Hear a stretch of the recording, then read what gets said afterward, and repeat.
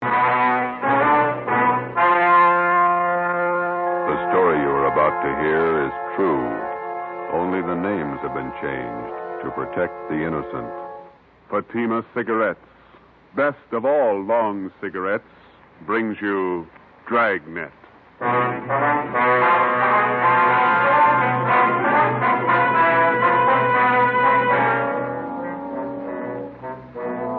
You're a detective sergeant. You're assigned to robbery detail. Vicious gunmen have committed assaults, robberies, attempted murders. Their victims, Army officers stationed in your city. Your job, get 'em. If you want a long cigarette, smoke the best of all long cigarettes. Smoke king-size Fatima. Fatima is the long cigarette which contains the finest Turkish and domestic tobaccos superbly blended to make Fatima extra mild. And that's why Fatima has a much different, much better flavor and aroma than any other long cigarette.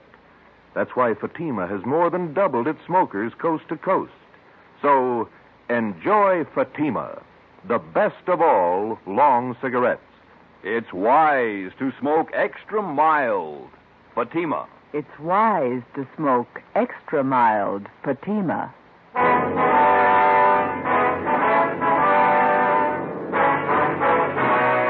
Dragnet, the documented drama of an actual crime.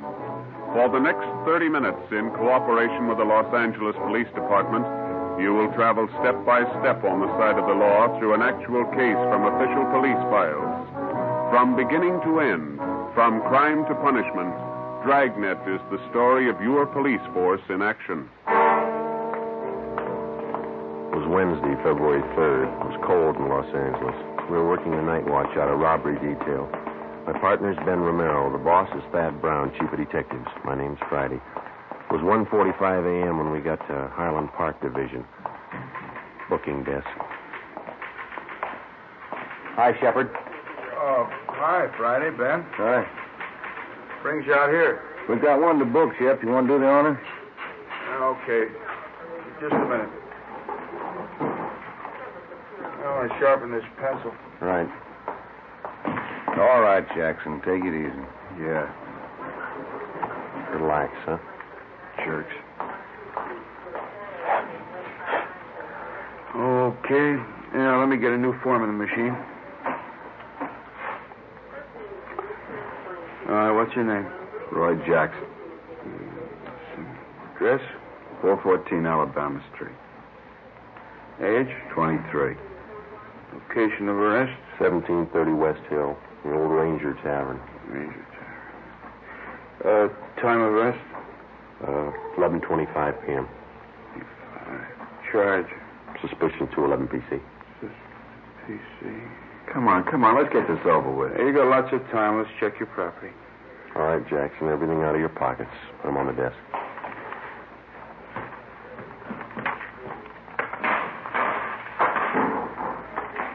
What about my kids? You won't need them for a while. Put them on the desk.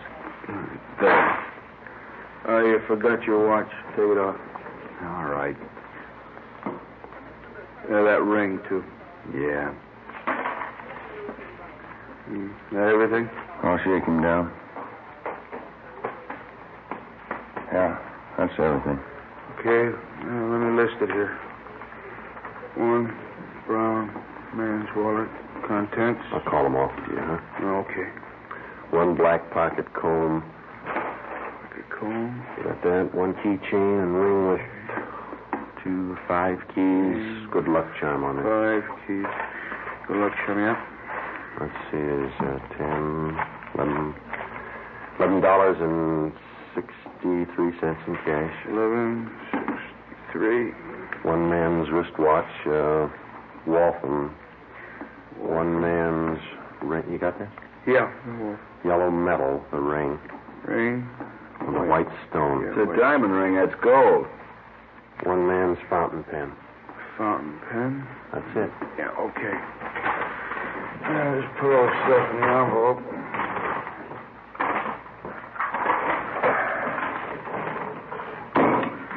Okay. Get me a bookie number, will you, Jimmy? Here's a receipt for your stuff, Jackson. Itemized. Yeah. And here's your copy, fellas. Thank you, Sheriff. Murdoch, Yes, Sergeant? got one for you. You got a slip on? Yeah, here. Thanks. Let's go. Wait a minute. You got nothing else to say, huh, Jackson? Been yapping at me for 2 hours. I told you all I'm going to tell you. 6 robberies, 6 assaults, 3 attempted murders. It's a tough rap to stand alone. What about your pals? You got my story. Okay, take them. Stubborn. Yeah. We better get the arrest on and teletype. All right. What? 2 a.m. It's a long day. It's Fat Brown coming in the door. Yeah. All right, Chief. Hi. What are you doing out here this time of the morning? On my way home, but I'll drop by and call the office. Forgot something. About Jackson. Do any good? Not much. He's got a story. He's sticking to it. Where'd you pick him up? Bar on Hill Street. We booked him here. It's out of the way. Jackson finger any of the gang? No, question him 2 hours. You need to get a smoke? No. Yeah. Here you go. Well, let's go in this office. Sit down a minute. It's a good idea. My feet are killing me. Pretty hard to figure this thing. All right. Yeah. Thanks. Gang of cheap hoods, armed with the teeth, slugging, shooting their way around town, coming from all directions. We got it fairly well narrowed down, and 9 out of the 10 jobs they pulled, they operated either in San Pedro, the central area, or Hollenbeck. Still haven't any idea why they pick Army officers for their victims. Jackson wouldn't tell us why. The MO's still the same? They haven't switched? Not a bit. The hold-up men still dress as Army enlisted men. They steal a car, offer rights to officers, slug them, rob them, then shoot them. Same thing, 10 times over. Has the Army checked their personnel out at the fort? Keeping tabs on as close as possible. I don't think it's the work of any bona fide enlisted men, though. Well, we'll haul out Jackson and talk to him again in the morning. Maybe he'll be ready to tell us something by then. I'll stay after him. If you need any more men from Metropolitan to help out on this thing, let me know. Okay, Skipper. You better make that call and get home. Late. Yeah.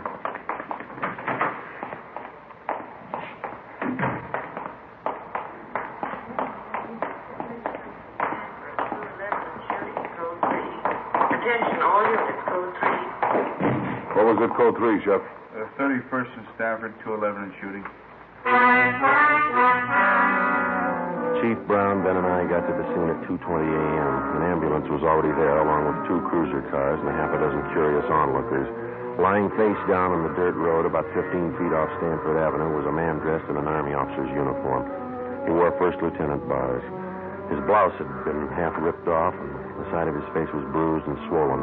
The back of his head showed the results of a vicious beating. There were 2 bullet wounds in his left shoulder. A few feet away, sprawled out on his back, was a major. He'd been brutally beaten, but he was still conscious. While the ambulance attendants gave first aid, we questioned him briefly. Both bodies were lying 30 feet from the interurban railway tracks. Feel up to telling us how it happened? Hit me on the off. The gun. Can't talk too well. No, don't try to get up, Major. How's Lieutenant Kelly? He was with me. He'll be okay. They're getting him in the ambulance. We were hitchhiking downtown, Kelly and me. 2 men in a gray sedan picked us up. Said they were going back to the fort. How were the men dressed? You remember? Too much noise.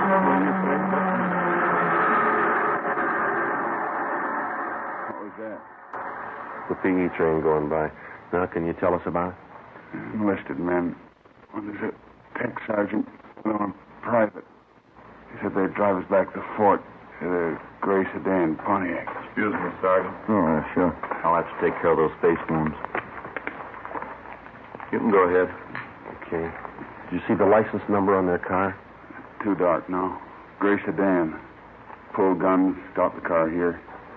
Took our money, everything. Also sting alone. Yeah, that's good. You think you'd recognize the men if you saw them again? One was tall, 6'2", I guess. Think I know. They shot Kelly. He tried to run. They shot him. How is he? He's okay. Is there anything else you can tell us about the men? Ambulance is ready. I'll take him. We can talk to him later. All right, Ron. Yeah.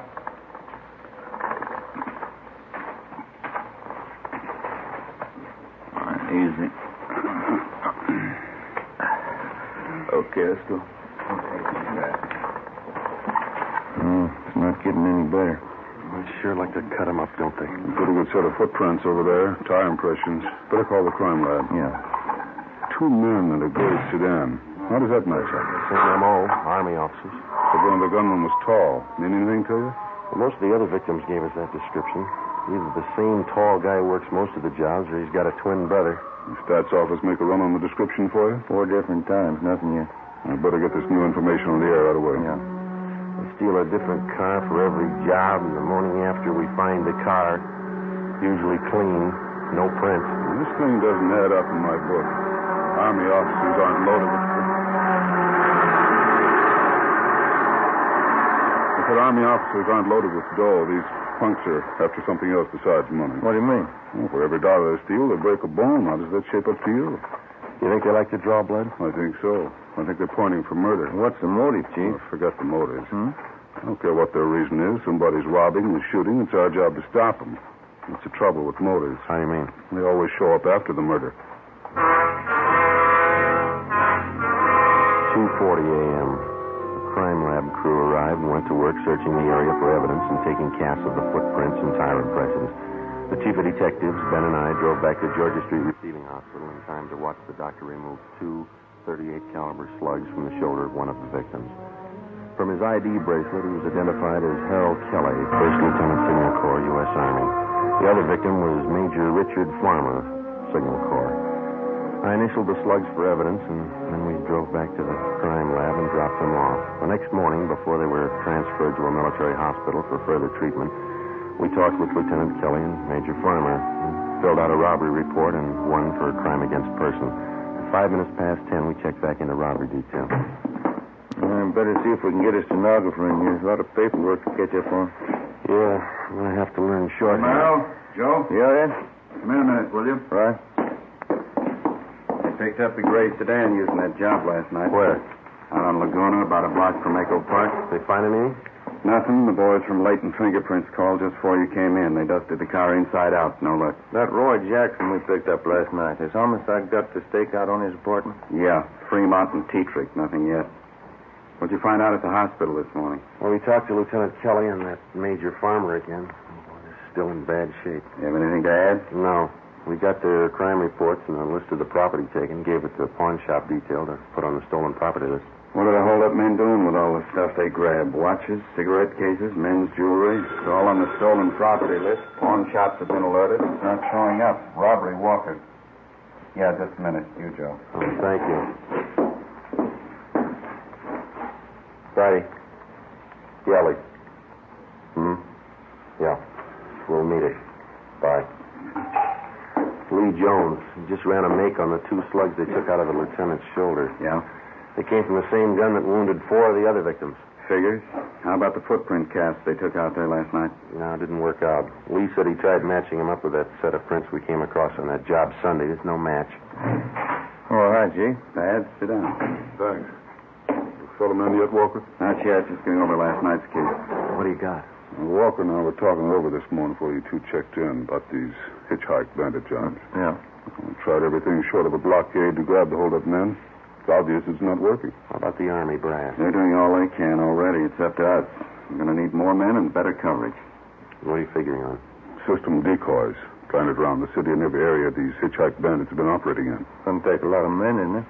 Be worth it if it pays off. About 50 or 60 men should do it. They'll be dressed as second lieutenants all the way up to colonels. They'll travel in pairs. They're going to bunk out at the fort? If we can arrange it, yeah. They'll be instructed to hitchhike their way around town. Bulk of them will operate between 8 p.m. and 6 a.m. What kind of support they going to have? You men in robbery and homicide. I'll have a special detail of cars from Metropolitan Unit to help cover the unprotected spots. When does it start? Tonight. No use waiting. You fellas might as well pass the word down the line. No time off till the gang's locked up. Okay. We got to get those punks and get them fast. We got the men and the machinery, so there's no reason for not stopping them. No excuses. Understood? Yes, sir. Excuse me. Robbery, Walker. Oh, hello, dear. Yeah, I know, but I can't make you that. Let's go, Joe. We'll have to. You just go right ahead, and we'll have to explain things, I guess. Here. What's that? A nickel. Call yours. 8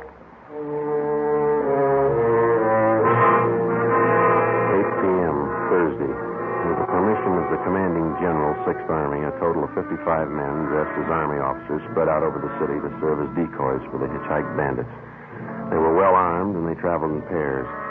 For the first night, it was the plan to concentrate in the central area, Hollenbeck and San Pedro. We started cruising the central area at 8 o'clock along with the rest of the detail. The time went slow. Midnight came. Still no sign. We waited out the rest of the night and the early morning. Nothing happened.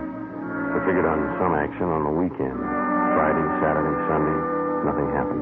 Seemed like the hold-up men somehow had sensed the decoys and were staying under cover. Monday night, February the 8th, same thing all over again. 3 a.m. came and went. No sign. I'm kind of hungry. You want a hot dog? We can eat them in the car. No, you go ahead. Maybe a bag of potato chips. You want to see if they got them? Okay. I'll be right back. Yes, sir. Want a hot dog? One. And give me a bag of those potato chips there, too, will you please? Okay. You want everything on that hot dog? Everything but relish. What's the matter? You don't like relish? No. Okay. Joe, come on. Hustle. You can skip that hot dog, Mac. What is it? Just came in. Catch the repeat. Attention all units. Attention all units. The vicinity of Washington, Figueroa, a shooting code 3 and an dispatch. Okay, hit the siren. Let's move.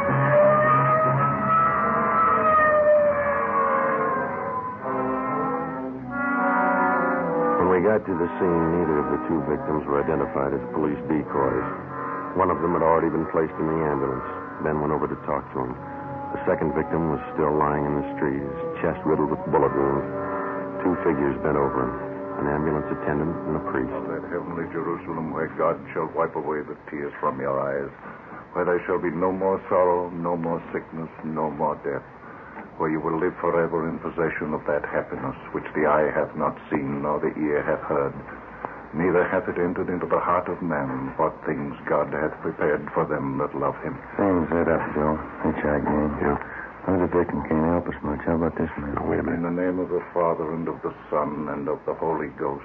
Amen. There's your answer.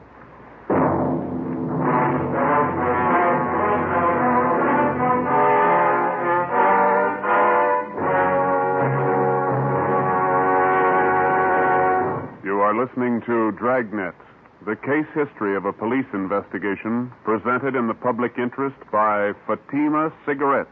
If you smoke a long cigarette, it will be in your interest to listen to a typical case history of a Fatima smoker. It's the case of Miss Shirley Gelman, trained nurse in the city of Los Angeles, California, and this is her actual signed statement. Hospitals are short-handed these days, and nurses are working under pressure. I found king-size Fatima just perfect when I'm off duty. They're extra mild, and even in the wee hours of the morning, Fatima tastes just fine. I urge all my friends to buy them. I agree it's wise to smoke extra mild Fatima. And more smokers are discovering this every day. Actual figures show Fatima has more than doubled its smokers coast to coast. So enjoy Fatima yourself. The long cigarette, which contains the finest Turkish and domestic tobaccos, superbly blended to make it extra mild. You will prefer Fatima's much different, much better flavor. You will agree. It's wise to smoke extra mild. Fatima. It's wise to smoke extra mild Fatima. The best of all long cigarettes.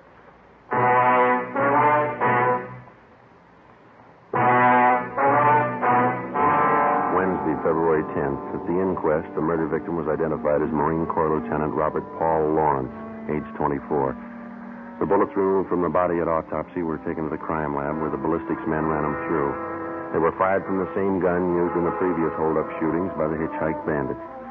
The companion of the victim at the time of his murder could add little to what we already knew as far as the descriptions of the gunmen were concerned. The following morning, Ben and I drove out to the home of the murdered man to interview his father, a colonel, Marine Corps, retired. Black wreath on the door.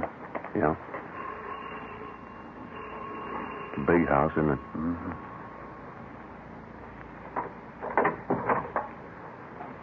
Yes, sir? Police officer says it's Sergeant Friday. I'm Sergeant Romero. Oh, yes. I saw you the other day at the inquest. Yes, sir. We hate to bother you again, but we'd like to ask you a few questions. Yes. All right. Will you step in? Thank you. This way.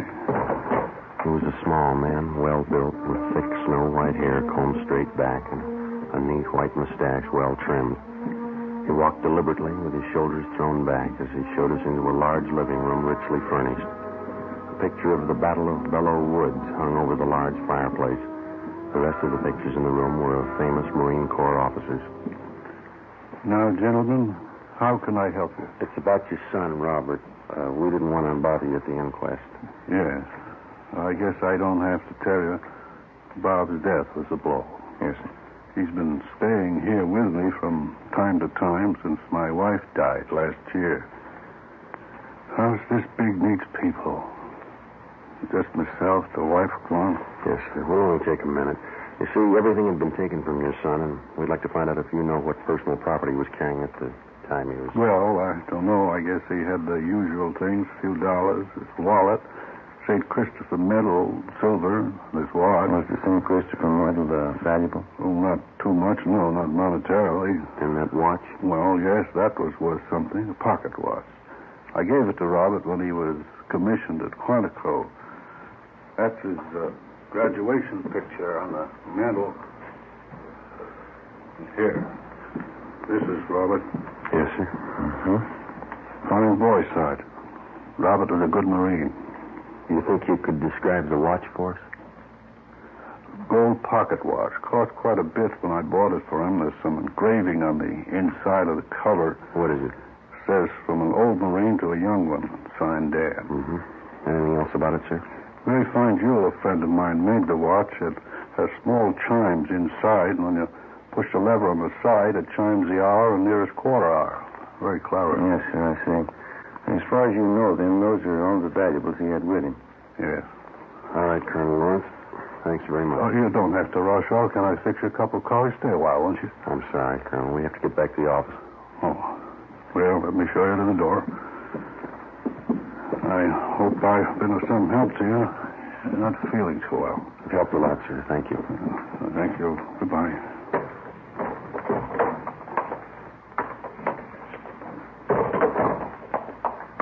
Nice home. Yeah.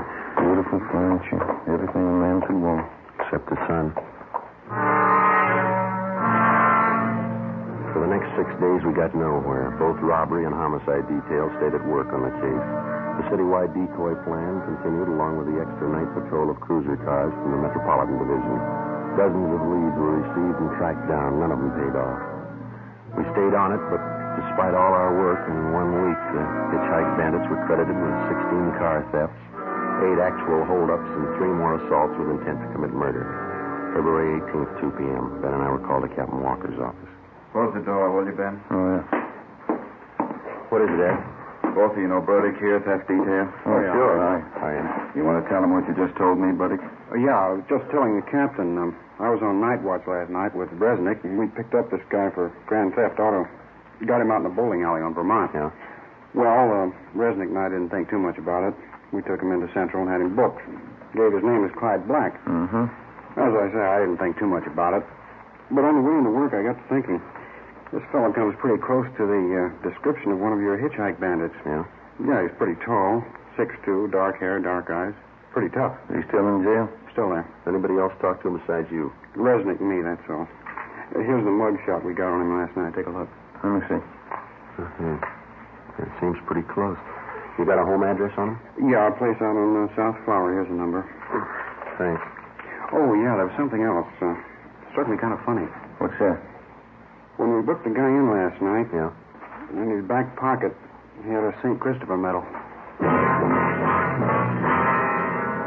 Ben, Ed Burdick, and I drove out to the address on South Flower Street, which the prisoner, Clyde Black, had listed as his home address. It was a rooming house, and the landlord remembered Black, but he hadn't lived there for 2 months. He gave us Black's forwarding address, an apartment on MacArthur Drive. There, the manager told us he hadn't lived in the building for at least a month. He had moved and left no forwarding address. We put tracers through on him with DMV, our business office, and with local merchants in the neighborhoods where he had lived. By 6:30 p.m., we had an answer. An apartment on Pico Boulevard, just east of Alvarado. At 7 o'clock, we were on our way up in the elevator to the third floor of the apartment house.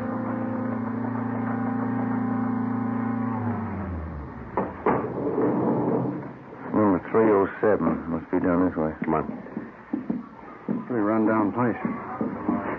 Musty. Yeah.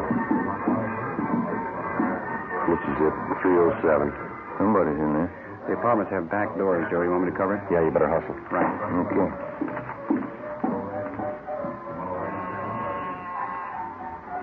Stop talking. Yeah, what is it? Mailman, registered letter. Okay. Give me. Police officers. Move your guys. Hands up, Joe. Hey, they're going out the back, Ben. Watch it. Verdict's got him stopped out back. All right, you now cut it. Let me go. Let me go. That's one of them. One more, Joe, here. There were three. All right, let's go inside. Come on. Yeah. That's all of them. Watch them, will you, Bertie? Yeah. All right, let's look around, huh? Yeah.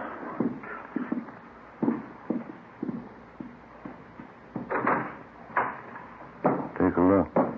Yeah, enough uniforms for an army. Before we left the apartment, we searched it thoroughly and found dozens of personal valuables, watches, rings, and wallets. There was also a .38 caliber Colt. We took the three men downtown and booked them at Central Jail. And we dropped off the gun that we found at the crime lab for a ballistics test. 8:35 p.m. We brought suspect Clyde Black to the interrogation room. Captain Walker, Ben, and I confronted him with the evidence. Here you are, Black. Take a look at these.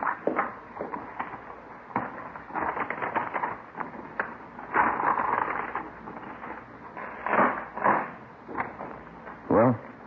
They're not mine. We know that. Never saw them before. Watches, jewelry, wallets, they were found in your apartment, all of them. They weren't. Take a close look. Auto theft, that's all you got me on. Yeah. I won them.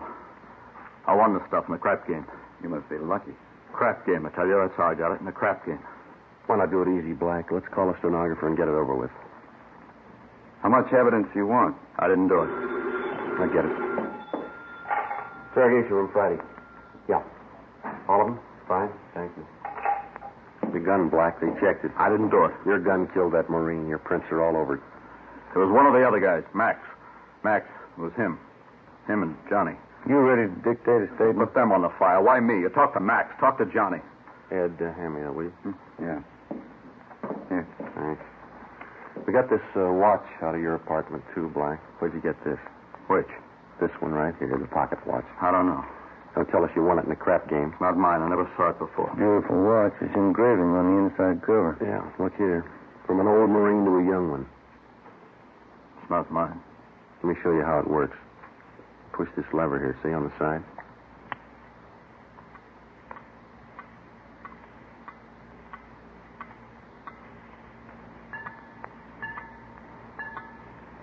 Well, how about it? I hated them. I hated all of them. Everything about them. That lieutenant. I had to kill him. He was going to get away. I had to kill him. I had to. Why'd you pick on officers? They had it coming. Pushing guys around. I hated them. I hated every lousy bone in their bodies. I'll get the stenographer. Yeah. Then knock off and go home. You too, then. I had to kill him. I hated him. I'll tell them that. I'll tell them like I told you, just like I told you. Yeah, they'll believe you, mister.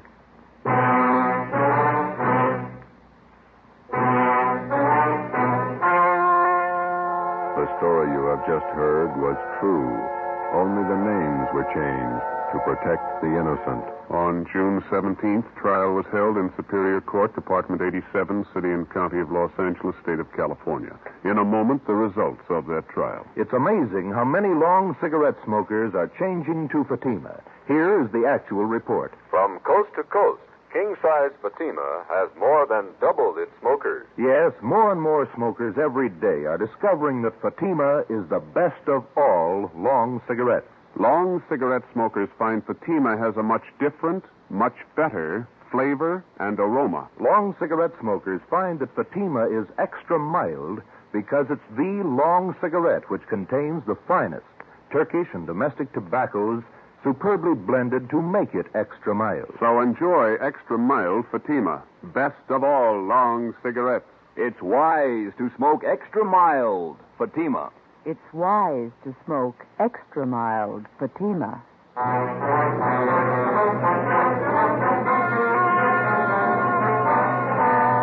Clyde Black and the other 4 members of the Hitchhike Bandit gang were tried and convicted in Superior Court on 1 count of murder and several counts of robbery and assault with intent to commit murder. All 5 are now serving life terms in the state penitentiary. You have just heard Dragnet, a series of authentic cases from official files. Technical advice for Dragnet comes from the Office of Chief of Police W.A. Wharton, Los Angeles Police Department. Fatima Cigarettes, the best of all long cigarettes, has brought you Dragnet from Los Angeles. You're tuned for the stars on NBC.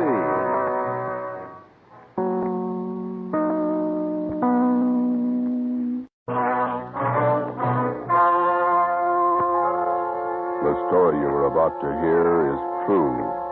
Only the names have been changed to protect the innocent. Fatima Cigarettes, best of all long cigarettes, brings you Dragnet.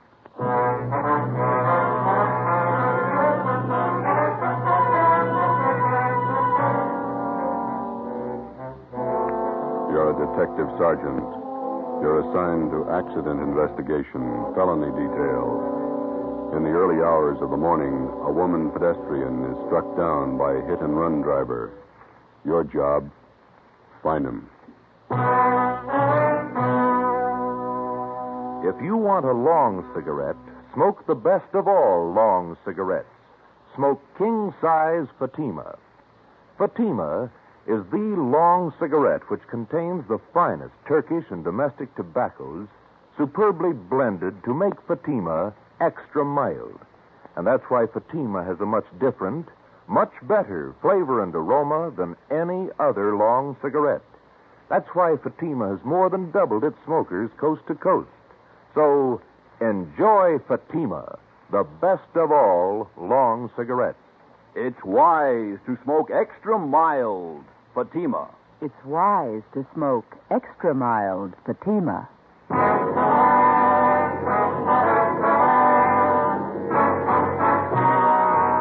Dragnet, the documented drama of an actual crime. For the next 30 minutes, in cooperation with the Los Angeles, travel step by step on the side of the law through an actual case from official police files.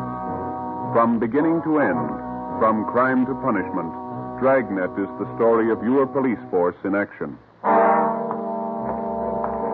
It was Monday, September 4th. It was hot in Los Angeles. We were working a night watch out of traffic division. My partner's Ben Romero. The boss is Captain Sullivan, Commander AID.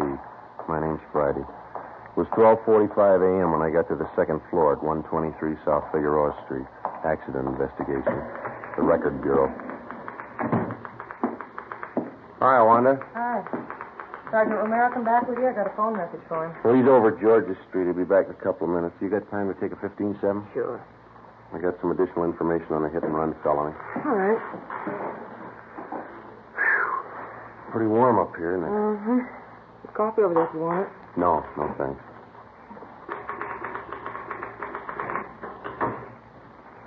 All right, officer's memo. Subject? Investigation of hit-run felony.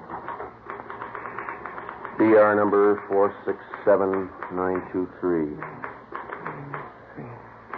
Location, 7th and Carondelet Streets.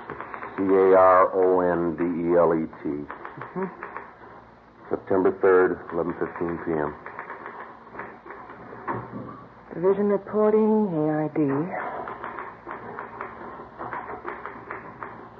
Division of occurrence? Central. Central. Date and time occurred, September 3rd, 11:15 p.m. Location of occurrence, 7th and Carondelet. Just going to run long, Sergeant? Oh, page and a half. Go faster in shorthand. I can transcribe it later. All right. Excuse me. This is for Captain H.W. Sullivan, commanding AID. Mm-hmm. Sir, on the above date at 11:20 p.m., the undersigned officers went to the corner of 7th and Carondelet Streets in response to an ambulance follow-up traffic. Mm-hmm. On our arrival there... You got any matches, Wanda? Yeah. Here. Oh, okay. Thanks. On our arrival there, we were met by 11T. We witnessed ambulance attendants placing an unconscious woman in an ambulance. She appeared to be critically injured. The victim was removed to Georgia Street Receiving Hospital. All right. We then interviewed a man who identified himself as Chester J. Crawford, 540 Green Oak Drive. He stated that he was acquainted with the injured woman and that her name was Sheila Gordon, Gordon, 7832.5 7th Street. Crawford told us that he was taking her home from a dance. And they arrived at the intersection of 7th and Carondelet Streets at approximately 11:15 p.m. Okay? Yeah. Crawford further stated that while he and Sheila Gordon attempted to cross the intersection, an automobile headed west on 7th Street went through the red traffic light. Right. Did you read that last part back? Attempted to cross the intersection. An automobile headed west on 7th Street went through the red traffic light. Okay. Crawford told us that he jumped out of the path of the car and tried to pull Miss Gordon with him. He said that the car struck her down without slowing down, continued out 7th Street, and disappeared. Wait a minute. Oh, I'm sorry. And disappeared. Okay. Crawford stated the hit-and-run car was either a Dodge or a Plymouth, that it could have been either last year's model or this year's. He described the car... Is this too fast, boy? That's all right. He described the car as either light blue in color or bluish green. Said that he failed to get the entire license number, but that the last three numbers on the rear plate were either 804 or 304. 804 or 304. That's right. Okay. Fine. Crawford said he made an attempt to follow the hit-run car, but that he was unable to obtain transportation. He stated he then ran to a phone at the Corsev Bar and Grill. Spell that? What? Corsev. Oh, Corsev. That's at 7th and Carondelet, and called the police. And the undersigned officers then obtained Crawford's full name, address, phone number, and proceeded to question residents in the neighborhood and were unable to locate any other witnesses besides Crawford. Okay. Hi. How'd you do? Oh, so that's about all. Doctor says we won't be able to talk to her for at least a couple of days, maybe not at all. What's your chances? 50-50 if she's heavy on luck. 3 broken ribs, brain concussion, internal injury. What Lee Jones had to say? Is that all the report, Sergeant? Oh, yeah, Wanda. We'll have the rest for you a little later. Thank you. I'll type this much up as soon as I can. Thanks. Sure. What Lee Jones had to say? Nothing. He didn't think we went over the area for an hour. No broken glass from headlights at the PI. No tire impressions worth anything. No physical evidence. Where does it leave us? With a half-dead girl and no suspects. What do you think, Joe? I don't know. It's a sour one. Any kickback on the teletype yet? No? That guy she was with, Crawford, not too much help. Looked a little nearsighted to me. You saw well enough to get out of the way of that car. You got the notes. How much to give us? Let's see. I got it here in the book. The car was either a Dodge or a Plymouth, late model. Color, either light blue or blue-green. The last 3 numbers on the license plate were 804 or 304. It's a big field to pick from. That's the only lead we own. You can call it that, yeah. Well, I guess we better talk to DMV, get the dope on all cars fitting that description that Crawford gave us. It's going to be a hard trip. At least 3,000 cars to track down. Probably closer to 4. What do we do for help? We can ask the captain in the morning. I'll get him. Okay. Bracket Bureau now. Yummy. Yeah, we'll bring him right over. Yeah, bye. Lee Jones again. Yeah. Says he wants the clothes Sheila Gordon was wearing at the time of the accident. He figures when she got hit, her clothes must have left fabric marks on the front of the car. Well, it might work. There's only one trouble. What's that? You can paint off fabric marks. Well, it's a long list. Let's take it from the top. Yeah. Find the car.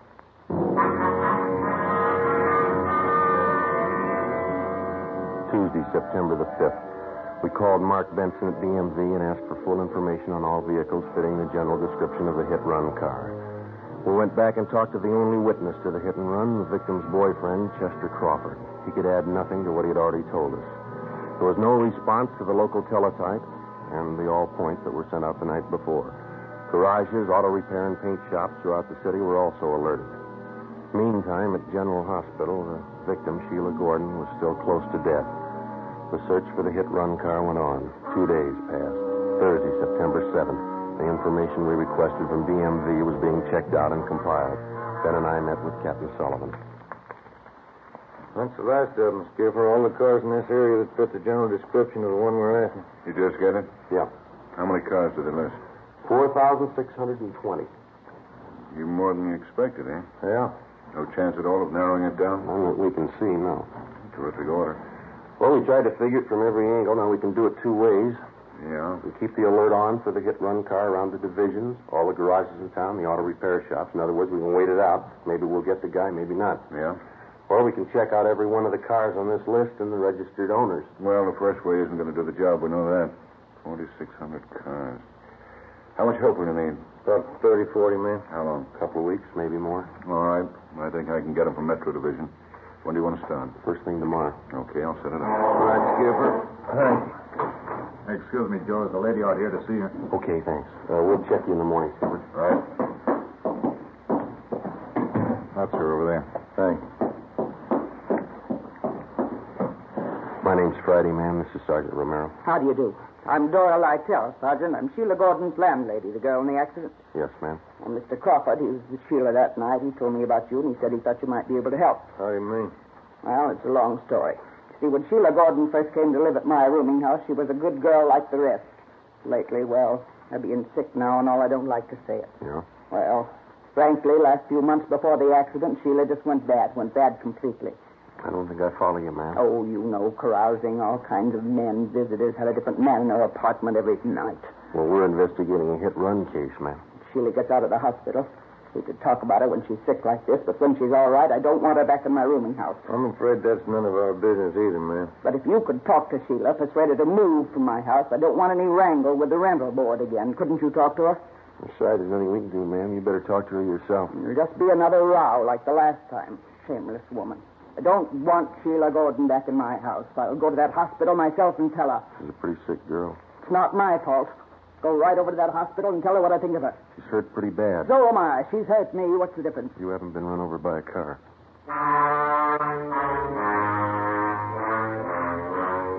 Next morning, Sergeants Reed and McLennan, Ben and myself joined the 40 men from Metropolitan Division who had started checking out the first of the 4,620 suspected cars.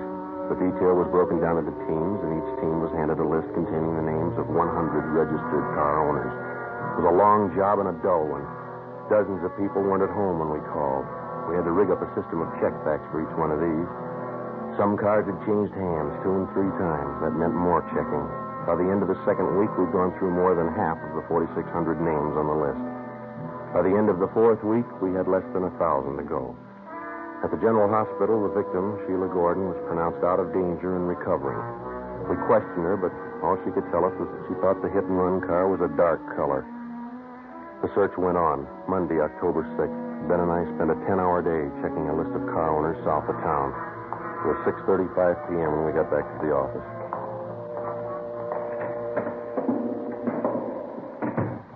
Hi. Hi, Reed. How'd you do today? Fair. Looks like we got one. What do you mean? Guy's name is Ralph Angelo. Let's see. 8690 Backerley Road. Checked him out early this morning. First call. What'd you get? One's a late model Plymouth, light blue. License number, there it is, 17 Arthur 2804. Wasn't home. Talked to his wife. Yeah? She said the car's been sitting home in the garage for the past month. Husband won't drive it. What's the story? Told her there was something wrong with it. He was going to trade it in. McLennan and I tried it. Car's in first-class shape. What about the front end of the car? Pretty clean. One of the bars in the radiator grill slightly bent. Soft crease on the hood. Another one in the right fender. Did you bring the car in? Yeah. Crown has been working on it since lunch down the garage. Anything else? Found a gas receipt in the glove compartment dated September 3rd, night of the accident. Where's Angelo now? Santa Barbara, business trip. Due home tonight about 10. McLennan and I'll pick him up then. See what he's got to say. That sounds good. How many possibilities does that make, Joe? Well, let me see. Out of 3,700 we've checked, about 4 good ones. I'll get that. Accident investigation Friday. Hi, Joe. This is Lee Jones. Yeah, Lee. Just finished checking the Plymouth Reed and McLennan brought in. Did you find anything? Fabric prints on front bumper and the hood. Oh? Indentation of soft object on hood and right front fender. Something else on that fender. What's that? Set of lip impressions. What's it mean? We found the car. Only one job left. Yeah? Find the driver.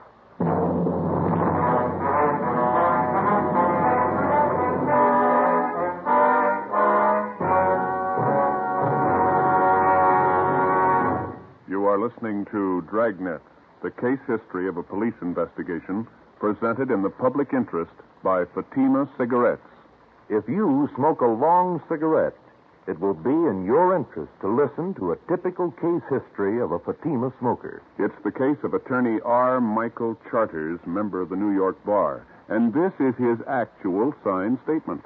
Lawyers are always working against time.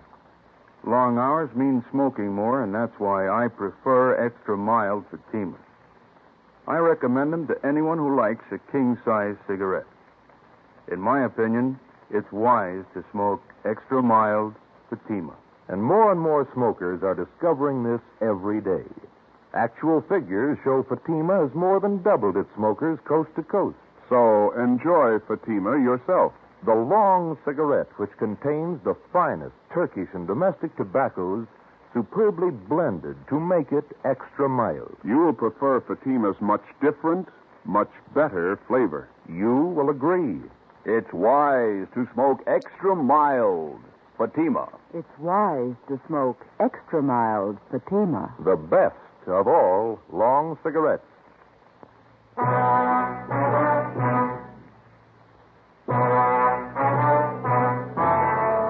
Monday, October 6th, 10 p.m. Suspect Ralph Angelo was picked up at his home by investigating officers and brought downtown to the interrogation room. Sergeants Reed and McLennan, Ben, and myself questioned him for 3 hours.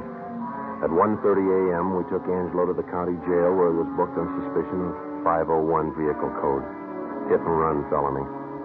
The next morning, we obtained a warrant from the district attorney's office, and later that day, Ralph Angelo was arraigned in Municipal Court Division 7. A date was set for his preliminary hearing in municipal court. Sheila Gordon recovered from her injuries and was released from the general hospital. On October 10th, the preliminary hearing was held. Sheila Gordon was on the stand most of the morning. After the noon recess, I was called to testify. Raise your right hand. You solemnly swear that the testimony you're about to give pending in this case be the truth, whole truth, nothing but the truth, so help you God. I do. State your name. Joe Friday. You stated.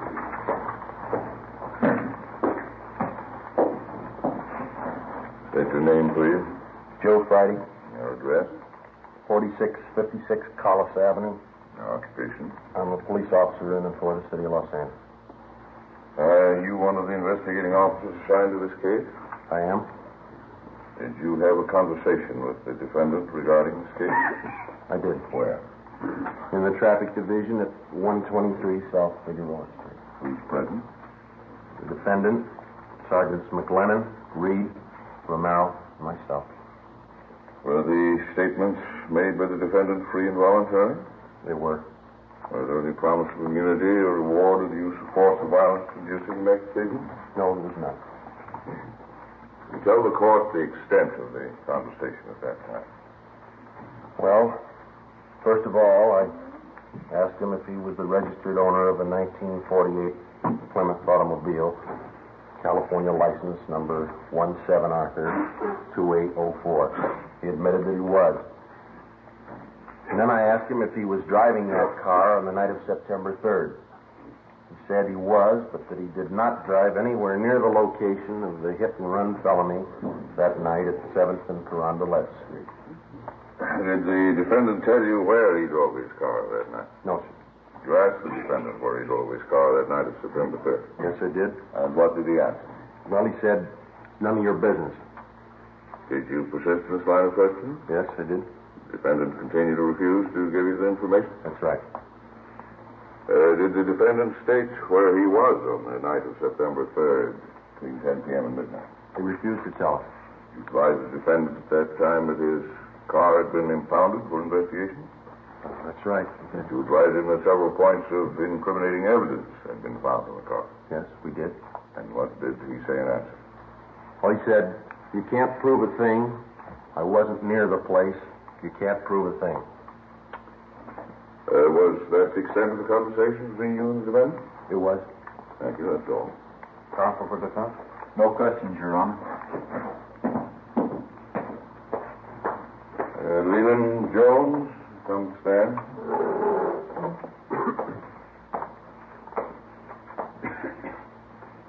Raise your right hand. You solemnly swear the testimony about to give pending this case be the truth, the whole truth, nothing but the truth, so help you God. I do. State your name. Lee Jones. Your occupation? I'm a police officer in and for the city of Los Angeles. What particular detail are you assigned to? I'm a lieutenant in charge of the police crime laboratory. Well, counsel for defense stipulate the witness is a qualified forensic chemist? So stipulated. Mr. Jones, you are the commander in charge of the police department scientific investigation division. Is that correct? Yes, yes. Jones, I will show you a photograph of an automobile. California license number 1782804 to be marked People's Exhibit C. Have you ever seen this car before? I have. Where and when did you see it, please? I saw it at the Traffic Division Garage, 123 South Figueroa Street, Monday, October 6th this year. Did you make an examination of this car at that time? I did. What did the examination consist of? And what were your findings? I made a systematic examination of the car using oblique lighting from a 500-watt photo flood lamp and a bell-type reflector. I found the following evidence.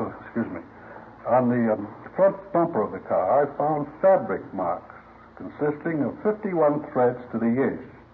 I then took a perpendicular photograph of those marks with a copy camera. Here is a photograph of that portion of the bumper containing those marks. Well, I wish this photograph be marked People's Exhibit D for identification. Let it be so You marked. proceed, please, Mr. Jones. What else did you find in your examination of the defendant's car? I found fabric marks on the cowling of the car, extending back under the hood. These marks were made by fabric having a weave of 38 ribs to the inch. I have here a photograph of those marks. Thank you. I'm going to ask this photograph to mark People's Exhibit E. So marked. What else did you find in your examination of the car, Mr. Jones? I also noted an indentation in the right portion of the car's hood. It had the appearance of having been made by a soft object enclosed in fabric striking the car. Would a human body struck by a car make such an indentation? Yes, it would.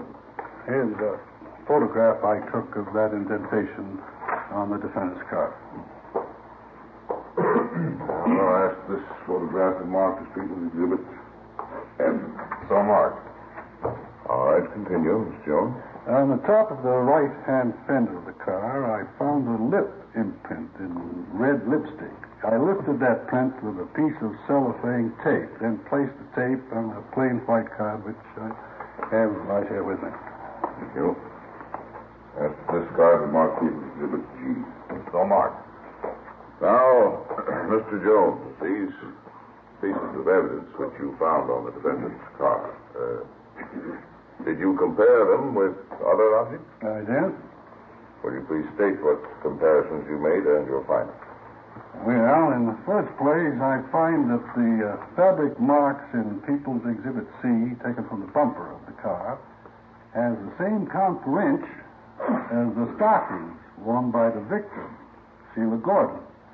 Secondly, I found the fabric marks shown in People's Exhibit D from the cowling hood of the car to be the same count per inch as the coat worn by the defendant. I further made a comparison between the lip imprint found on the right fender, as shown in People's Exhibit G, and various exemplars of the victim's lips. She made the exemplars by placing her lips against heavy, stiff white paper. I have those exemplars with me. Yes, they be marked People's Exhibit H. So marked. Now, may I ask, how did the lip imprint taken from the defendant's car compare with these sample imprints made by the victim's lips?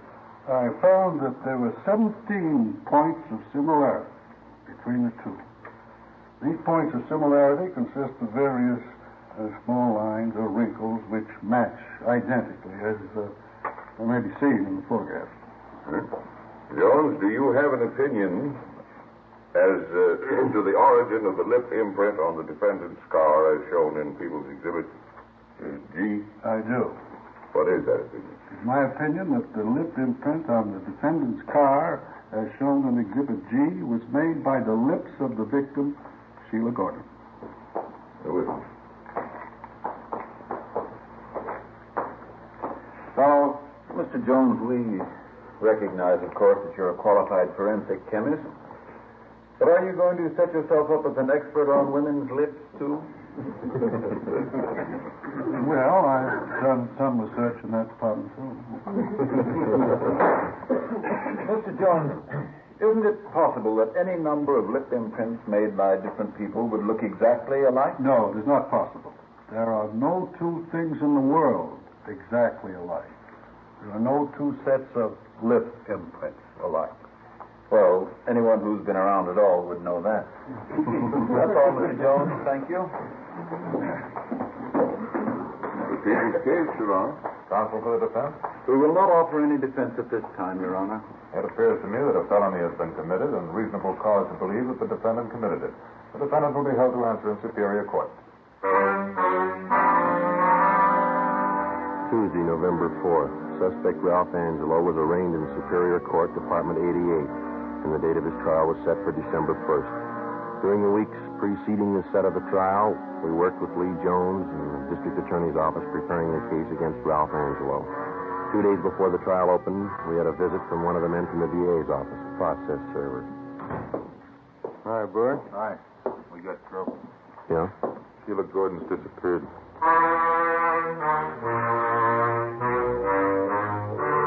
Wednesday, December 1st, Ralph Angelo's trial opened and Sheila Gordon was called to the stand.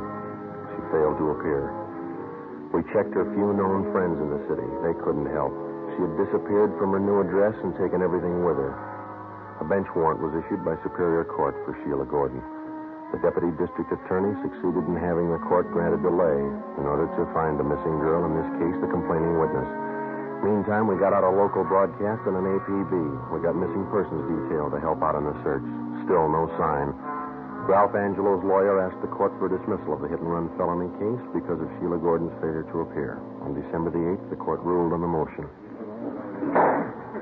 Regarding the motion by the defense for dismissal of hit-and-run felony charges against Ralph C. Angelo, because of the prosecution's failure to produce the complaining witness, to which Sheila R. Gordon, the court feels it would not serve the interests of justice to continue the case. Case dismissed. The search for Sheila Gordon went on. Behind us, we had logged 3 solid months of police work, checking and running down more than 4,000 cars, hours of labor in the crime lab, more hours pounding the pavement, questioning people, checking, rechecking. Without a trial and a conviction, it didn't mean a thing. 3 days before Christmas, we received information that the missing girl was living in a small town south of Los Angeles. Ben and I checked the address. What was the apartment number? 7A, wasn't it? Oh, yeah. Mm-hmm. Again.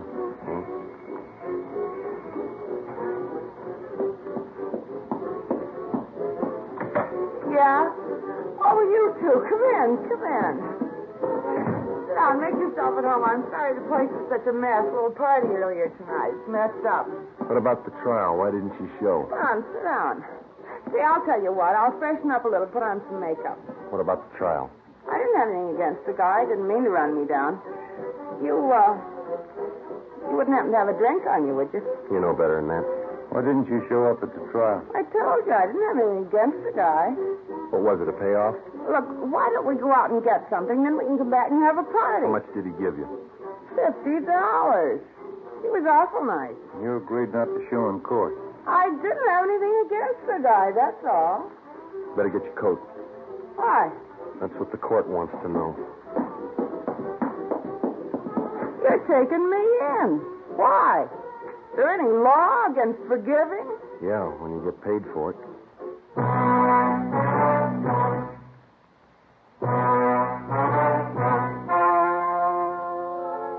The story you have just heard was true.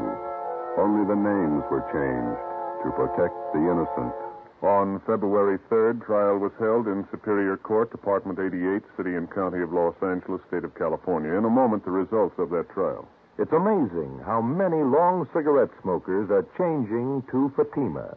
Here is the actual report. From coast to coast, king-size Fatima has more than doubled its smokers. Yes, more and more smokers every day are discovering that Fatima is the best of all long cigarettes. Long cigarette smokers find Fatima has a much different, much better flavor and aroma. Long cigarette smokers find that Fatima is extra mild because it's the long cigarette which contains the finest Turkish and domestic tobaccos superbly blended to make it extra mild. So enjoy extra mild Fatima, best of all long cigarettes. It's wise to smoke extra mild Fatima. It's wise to smoke extra mild Fatima.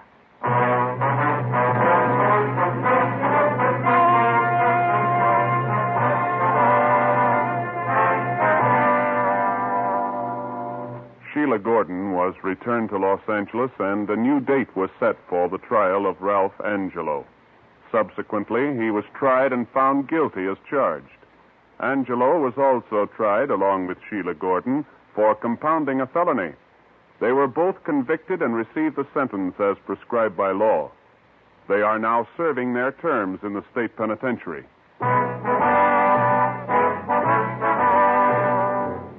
You have just heard Dragnet, a series of authentic cases from official files. Technical advice for Dragnet comes from the Office of Chief of Police W.A. Wharton, Los Angeles Police Department.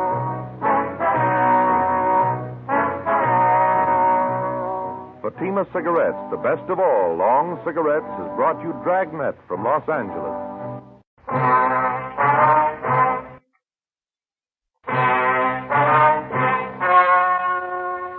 The story you are about to hear is true. Only the names have been changed to protect the innocent. Fatima Cigarettes, best of all long cigarettes, brings you Dragnet.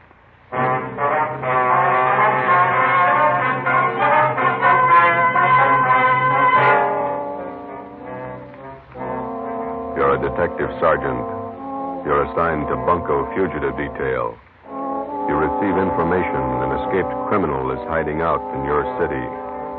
He's dangerous. He may be armed. Your job, get him. If you want a long cigarette, smoke the best of all long cigarettes. Smoke king-size Fatima. Fatima is the long cigarette which contains the finest Turkish and domestic tobaccos superbly blended to make Fatima extra mild. And that's why Fatima has a much different, much better flavor and aroma than any other long cigarette. That's why Fatima has more than doubled its smokers coast to coast. So enjoy Fatima, the best of all long cigarettes. It's wise to smoke extra mild Fatima. It's wise to smoke extra mild Fatima.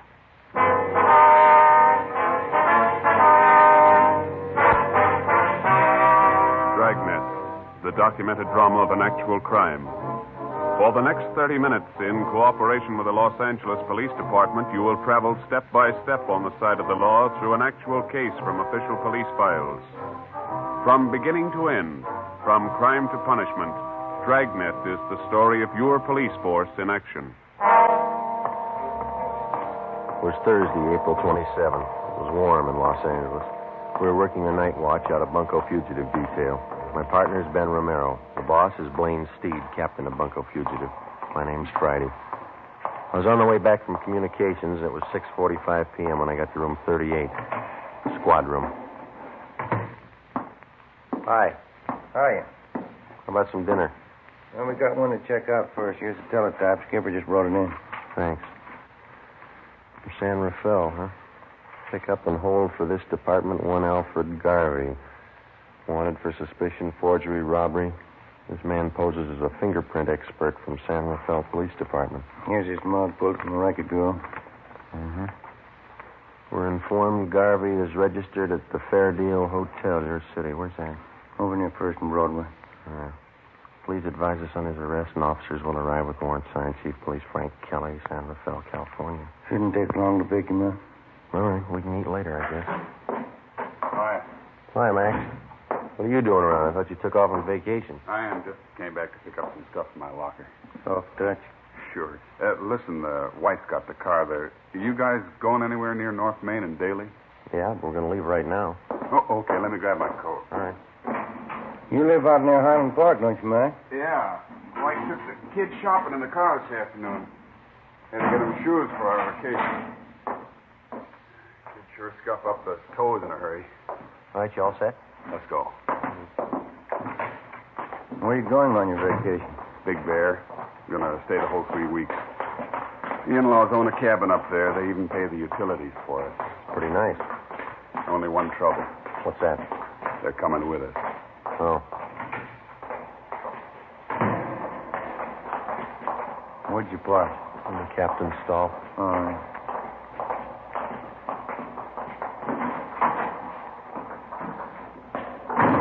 All right, in the back. Okay.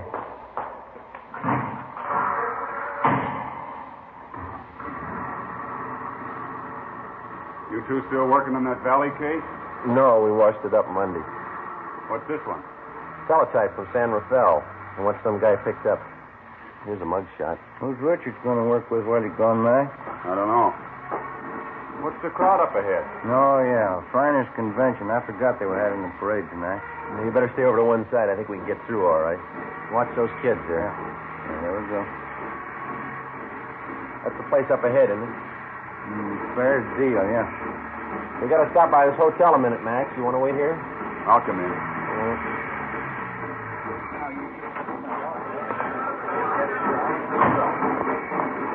Big turnout for the parade, huh? Yeah, it's a big crowd. Fair Deal Hotel. Look at those rates. 35 cents a day, $2 a week.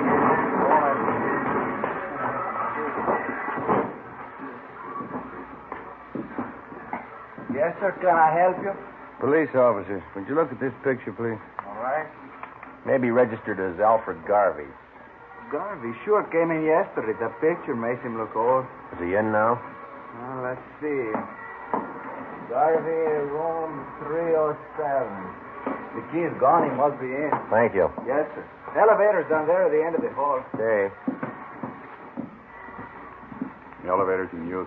Let's take the stairs. I'll wait for you here. I want to see the parade. Okay, man. I've never seen it to fail. It's stairs. Every time my arch is hurt, we get a thief to check who lives upstairs. Just one more flight. Yeah. Uh, 305, 307. Door's open. Let's have a look. Come on. Empty. Nothing in the closet, huh? Yeah, pretty fast checkout. Came from downstairs. The lobby. Come on. Yep. Come on, hurry up. Yep. Hey, stop him! Stop that guy, police! The police! It's Maxwell. Max, are you all right? He went out the door, blue suit. It was Garvey. He shot your friend. Call an ambulance. He ran out the door and shot your friend. Come on, Ben. Call that ambulance, will you? Hey, you. Did you see a man come out of this hotel? Did you just see a man come out of this hotel? I don't know. All right, Ben, you go that way. I'll check up this way. Yeah, right. What's the matter? Watch where you're going, huh? Did you see a man running up this way just now about my height, blue suit? Huh? No, I didn't see anybody. Did you see anybody? Hey, boy. Yeah, you want a paper, mister? No, listen, did you see a man running by here a minute ago in a blue suit? Oh, maybe. I didn't notice it. You want a paper?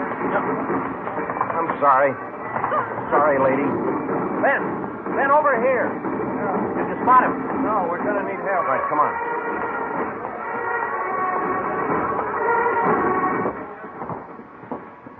Call the ambulance. You better help your friend. He's bleeding. I don't know what to do. Ben, get a hold of communications. Get some help out here. Right. The guy came down to the elevator. It was Garvey, your friend, tried to stop him. Garvey shot him right in the face. All right, stop yelling, It was huh? terrible. Now, look, he's bleeding. You better do something. Will you shut up? Max, how is it? Chester. Yeah, all right, easy, huh? Garvey came out of the elevator fast with a gun. All right, take it easy now. Joe, I got communications. They're blocking off the area. That's fine. Watch that front door. Will you keep those people out of here? Yeah. Chet, I'll be here in a minute, boy. call the wife, Eleanor. Ambulance is here. Yeah. He looks bad. Well, he's not going to get any worse. Huh? He's dead.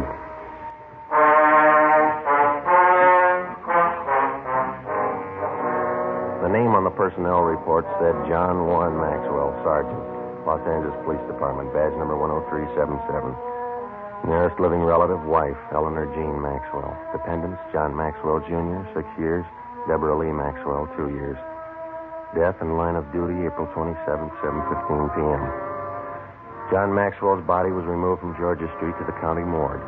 At 7:45, a special detail of men from homicide and bunco fugitive were on the scene to aid in the investigation of the killing.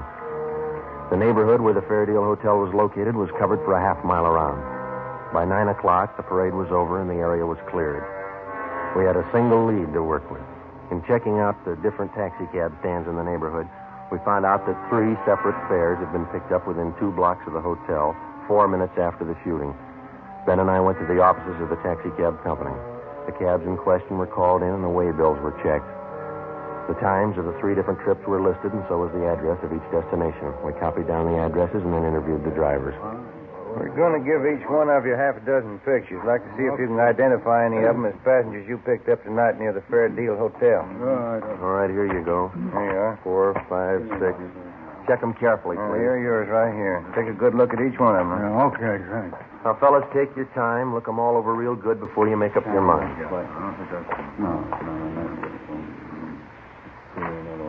Yeah, here's the one, Sergeant. No mistake. Let me see. Where'd you pick up this man? About a block from the hotel. I drove him to a place on 14th Street.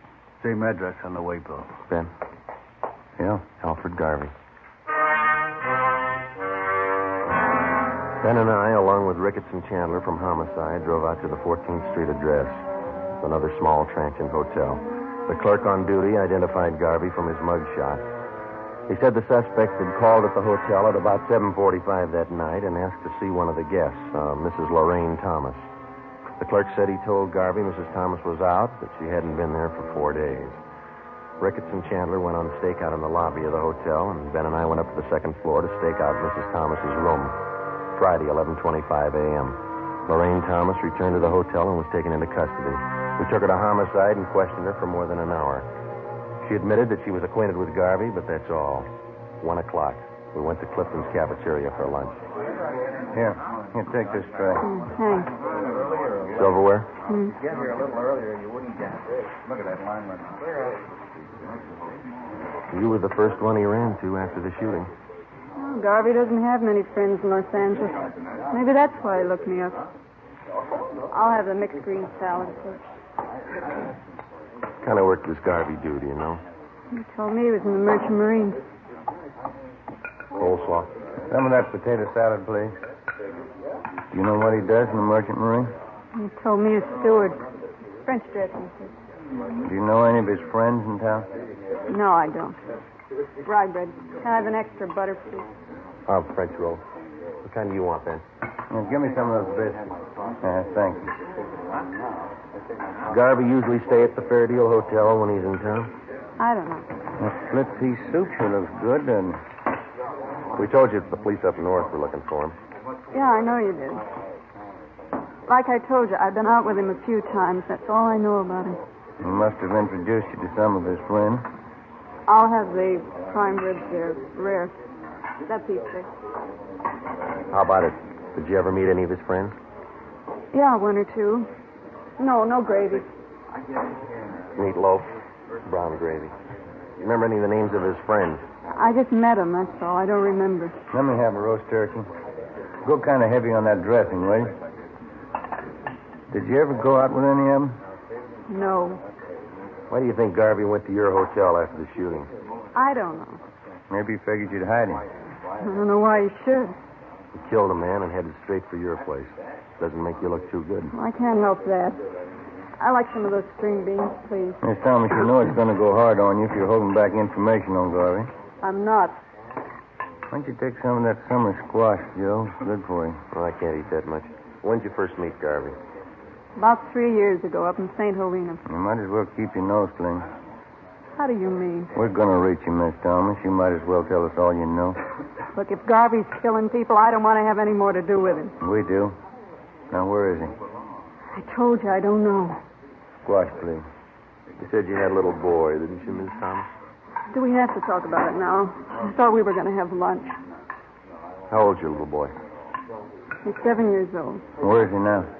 He's in school up in San Francisco. Isn't his line going awful slow? Lunchtime. You know that cop that Garvey killed last night? Mashed potatoes, country gravy. You hear what I said? Yes, I know he killed a cop. He had a little boy, too. There's nothing I can do. No potatoes, thanks. Yeah, there's something you can do, Miss Thomas. You can tell us where Garvey is. If I knew, I'd tell you. French fries, please. You're kidding us, Miss Thomas, but we're not going to kid you. You know a lot more about this than you're telling us. Maybe I do, but I'm scared. Who are you afraid of? Look, why can't you count me out of this? I don't want any part of it. You're in all the way. The only way you're going to get out is to tell us what you know. He'll kill me. Suppose something happens to me, nobody's going to worry about my kid. You don't have to worry. He's not going to find out. No dessert, please. They'll both kill me. Both? Who's the other one? Oh, what's the use? Trouble, no matter what you try to do, nothing but trouble. Garvey's working with somebody, is that it? His name's Jack Fleming. Yeah? They made me promise to cover for him.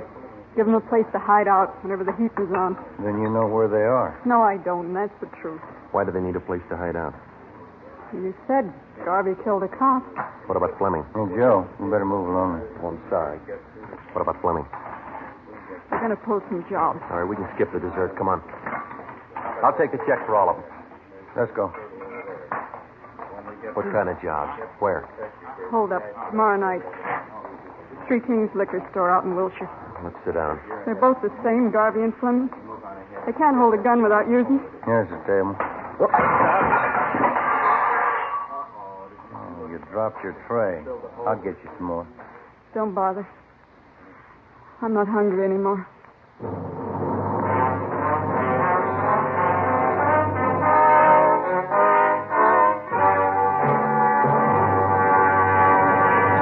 You are listening to Dragnet, the case history of a police investigation, presented in the public interest by Fatima Cigarettes. If you smoke a long cigarette, it will be in your interest to listen to a typical case history of a Fatima smoker. It's the case of Lee Silver, general assignment reporter on one of New York's greatest newspapers. This is his actual signed statement. When you have to meet a news deadline, you work at a fast pace, smoke at a fast pace. That's why I smoke Fatima. They're extra mild. In my opinion, it's wise to smoke extra mild Fatima. And more smokers are discovering this every day. Actual figures show Fatima has more than doubled its smokers coast to coast. So enjoy Fatima yourself. The long cigarette, which contains the finest Turkish and domestic tobaccos, superbly blended to make it extra mild. You will prefer Fatima's much different, much better flavor. You will agree. It's wise to smoke extra mild Fatima. It's wise to smoke extra mild Fatima.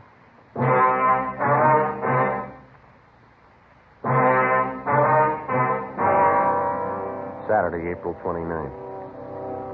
Last rites were held for Sergeant John Maxwell, and he was buried at Holy Cross Cemetery. A guard of honor from the police department was present, along with most of the men Maxwell had worked with in Bunko Fugitive Detail. The chief of detectives delivered a short eulogy, and then one of the men from the department band sounded taps over the grave. We got back to the office at noon, checked in at the record bureau. The photocopy room had taken negatives of Garvey's and Fleming's coming out mugs and made duplicates that were distributed to all officers. The stakeouts continued at the Fair Deal and the 14th Street Hotel where Lorraine Thomas was staying. She was put under protective custody. Ben and I, Ricketts and Chandler, went on stakeout at the Three Kings Liquor Store on Wilshire Boulevard. It was a large, modern place, and it did a volume business, especially on Saturday night. Ricketts and Chandler covered the store from the outside. Ben and I were stationed in the supply room at the rear of the place, where we had the main counter and most of the store in full view. We set up a prearranged signal with the clerk on duty, and if and when Garvey and Fleming showed up, the clerk was to accidentally knock an empty bottle off the counter. We waited until midnight. Nothing happened. The first customer in half an hour is kind of slow. Yeah. Wait a minute. Here comes another one. No sale. It's a woman.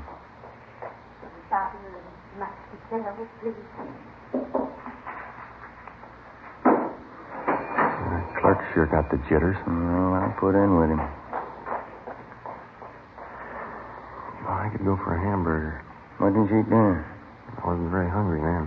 Oh, I got an almond bar. You want it? Yeah, thanks. Wait a minute. Another customer. Yeah, man. Can't see his face too well with that hat on, can you? That's Fleming. Come on. Police officers, get your hands up.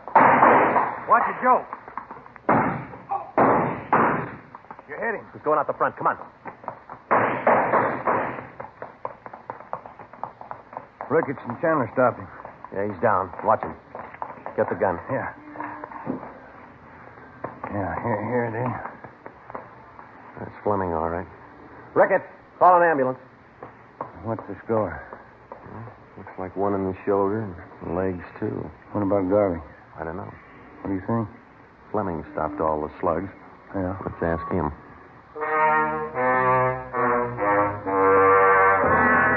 The wounded suspect was treated at Georgia Street Receiving Hospital and then booked into the prison ward at the General Hospital. At 11 a.m. the next day, we questioned him, but he refused to admit that he even knew Alfred Garvey.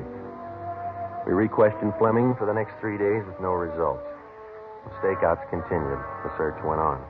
There was no response to our APB. Garvey was still at large.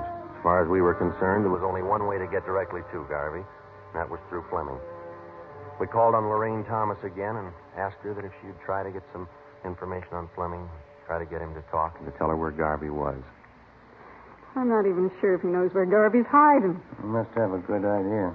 Even if he has, he's not going to tell me. He wouldn't trust me, that's why. He'll go further with you than he will with us. He won't even give us his name. I'm afraid it's up to you, Miss Thomas. Why can't you let me out of this? Hey, look, figure it this way. You knew about Fleming and Garvey. You knew they were in town. You knew what they were up to. You didn't break your back to save that dead cop's life. Garvey shot him. I did. You knew he was a killer. You knew he had a gun.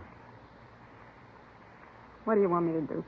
Get close to Fleming. Visit him every day till he talks. He doesn't trust me, I told you. Then get him to trust you, will you? Do favors for him. He wants to contact friends to raise money for a lawyer. Help him do that. Run errands. Do anything for him within reason. Suppose he finds out about the holdup. That I told you about it. He's got a long stretch ahead of him. He won't bother you. They'll kill me if they find out. They wouldn't wait a minute. They won't find out. All right. Won't be my fault. Al did the shooting. He killed the cop. Let him square it up. He'll square it with the court. There's only one trouble. Yeah? Maxwell's wife and kids. How does Al square it with them? On the morning of May 8th, suspect Jack Fleming was removed from his private room and wheeled down to the X-ray lab on the pretext of treatment. While he was absent, a dictaphone was placed in his room by a sound crew from the crime lab. Fleming was then returned. That afternoon, while Ben and I listened in on earphones in the next room, Lorraine Thomas paid her first visit to Fleming. We had briefed her on how to proceed in getting a suspect to talk, in particular, to reveal Garvey's hideout. It was a slow process. For the next 15 days, between the hours of 2 and 4 in the afternoon, Mrs. Thomas visited Fleming while Ben and I monitored their conversation in the adjoining room. For 15 days, despite all her shows of confidence, Fleming refused to confide. He was sullen and close-mouthed.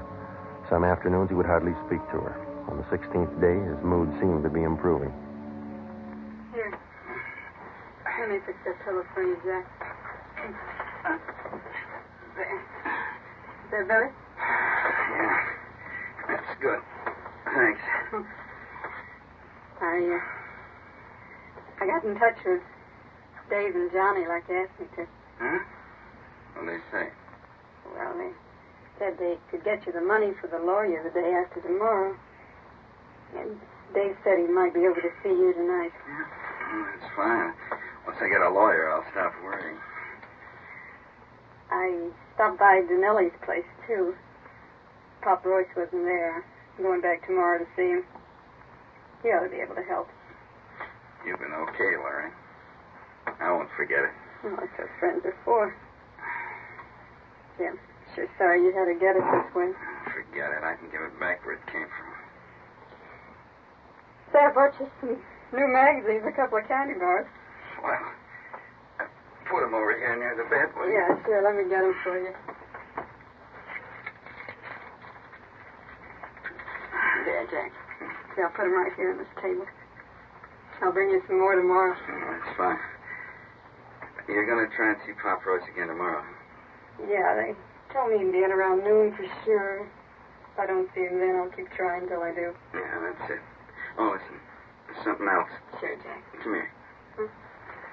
I don't want to talk loud. The cops might have bugged this room. Yeah. All right. A little closer. Okay.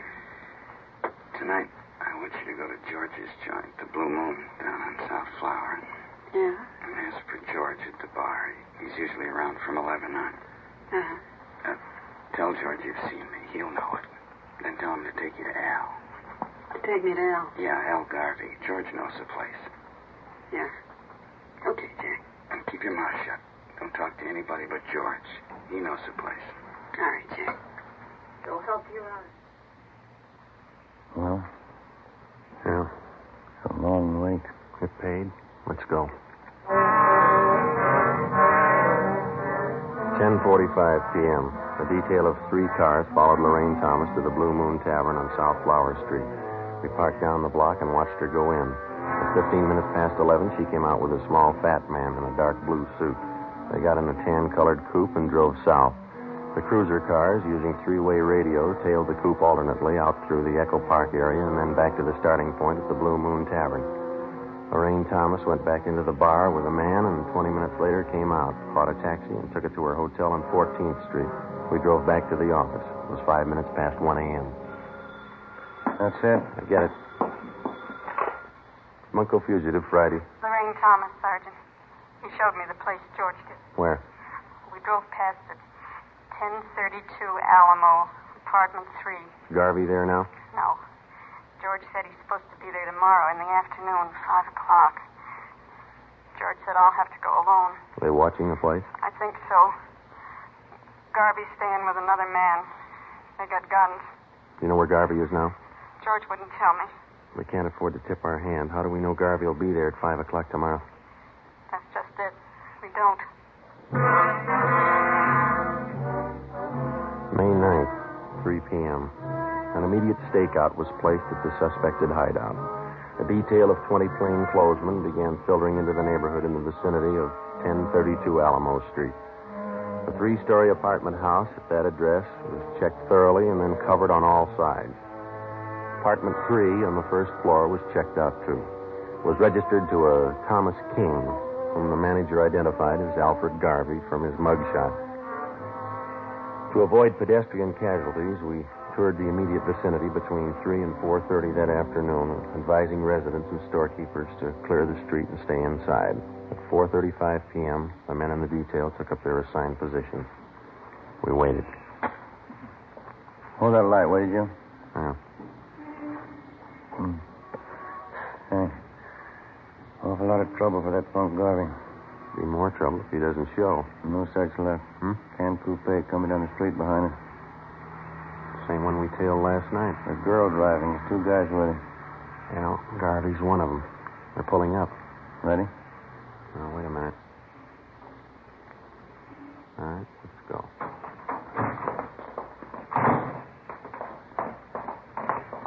Police officers, hold it right there. Al, cops! Don't get out. They're behind the car. Throw him in, Garvey. You haven't got a chance. Al, break from the house! All right, hold it, Ben. That's it. Both of them. Come on.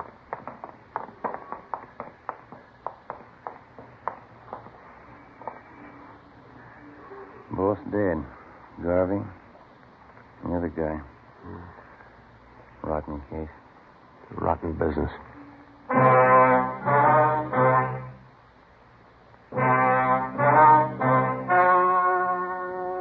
The story you have just heard was true. Only the names were changed to protect the innocent. On August 2nd, trial was held in Superior Court, Department 93, City and County of Los Angeles, State of California. In a moment, the results of that trial. It's amazing how many long cigarette smokers are changing to Fatima. Here is the actual report. From coast to coast, king-size Fatima has more than doubled its smokers. Yes, more and more smokers every day are discovering that Fatima is the best of all long cigarettes. Long cigarette smokers find Fatima has a much different, much better flavor and aroma.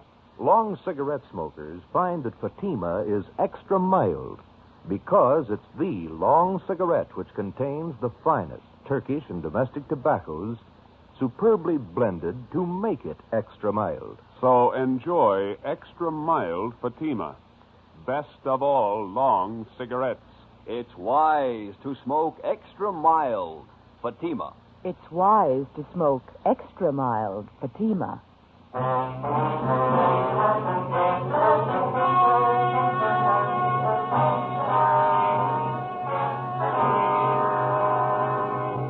Jack Fleming, the only survivor of the hold-up gang, was found guilty of several counts of armed robbery. Garvey's accomplices who aided him in hiding out were tried and convicted of being accessories. They are serving prison terms as prescribed by law.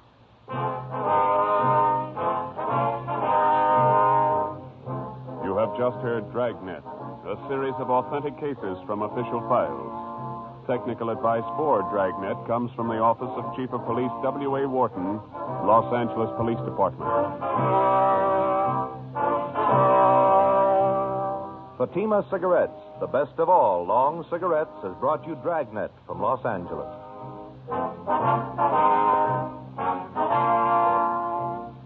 The Halls of Ivy is pleasant listening tomorrow on NBC.